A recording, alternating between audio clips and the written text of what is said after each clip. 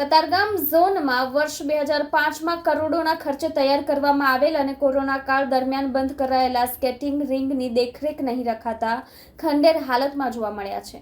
એક તરફ રમતગમત ક્ષેત્રે યુવા ખેલાડીઓની પ્રતિભાને આગળ લાવવા સરકાર દ્વારા તમામ પ્રકારના પ્રયાસો કરવામાં આવી રહ્યા છે, ત્યાં કતારગામ ઝોનમાં વર્ષ 2005માં કરોડોના ખર્ચે તૈયાર કરવામાં આવેલ અને કોરોના કાળ દરમિયાન બંધ કરાયેલા સ્કેટિંગ રિંગની દેખરેખ નહીં રાખતા ખંડેર હાલતમાં જોવા મળ્યા છે। યુવા ખેલાડીઓની પ્રતિભાને બહાર લાવવા અને સ્કેટિંગ રિંગ માટેનું પ્લેટફોર્મ પૂરું પાડવા માટે તૈયાર કરાયેલા સ્કેટિંગ રિંગની હાલત દયનીય થઈ છે।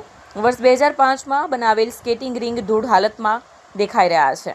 વર્ષ 2019માં કોરોનાના કારણે સ્કેટિંગ રિંગ બંધ કરવામાં આવી હતી, જે બાદ સ્કેટિંગ રિંગનો કોઈ ઉપયોગ નહીં કરાયો હતો। પ્રજાના મહેનત પરસેવાની કમાણીથી તૈયાર કરવામાં આવેલ સ્કેટિંગ રિંગની હાલત બદતર થઈ ગઈ છે। સ્થાનિકોની પુનઃ સ્કેટિંગ શરૂ કરવા માંગ કરવામાં આવી રહી છે। કેમેરામેન હકીમ શેખ સાથે વસીમ હાસમીનો રિપોર્ટ, આઝાદ ન્યૂઝ, સુરત। તમારું નામ? Jasmine merchant. જસ્મીનભાઈ, કઈ જગ્યા છે ને કઈ પ્રકારની સમસ્યા છે? આ સુરત મહાનગરપાલિકા દ્વારા બનાવવામાં આવેલી 2005ની અંદર સ્કેટિંગ રિંગ કતારગામ વિસ્તાર સુમુલ ડેરીની પછાડી આવેલી છે। અહીંયા ભૂતકાળની અંદર ઘણી એવી ઇવેન્ટો થઈ છે, બાળકો અહીંયા આવીને રમ્યા છે, નેશનલ લેવલની રાજ્ય કક્ષાની ઇવેન્ટો પણ અહીંયા થઈ છે। હવે હાલમાં આ સ્કેટિંગ રિંગ કોરોના કાળ બાદ ખૂબ જ જર્જરિત હાલતની અંદર પડી છે। ધીરે ધીરે અહીંયા ગંદકીનું અને જંગલ જેવું માહોલ થઈ ગયો છે, ગંદકીએ સામ્રાજ્ય જમાવી દીધું છે। આજે બાળકો અહીંયા સ્કેટિંગ કરવાના આશ્રયથી આવે છે તો બાળકો ખૂબ જ નિરાશા અનુભવે છે અને વાલીઓ નારાજ થાય છે।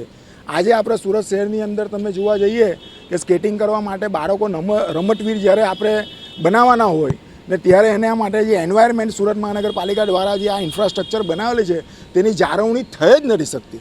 એ જાળવણી ફરીથી થવી જોઈએ, એ અમારી લાગણી અને માંગણી છે। અસામાજિક તત્વોનો અડ્ડો તો હવે એમને જ્યારે આવારું જગ્યા મળે, હવે આ આવારું જગ્યા જે બની છે તે કોના કારણે બની છે? આપણી નિષ્ક્રિયતાના કારણે અહીંયા એ લોકો આવે છે અને એ લોકોને એકલતા લાગે છે અને છુપાઈને એ લોકોનું કૃત્ય કરીને ચાલ્યા જાય છે। તે માટે આપ જાણો જ છો કે આપણી નિષ્ક્રિયતા એટલે કોઈ વ્યક્તિ સક્રિય થાય।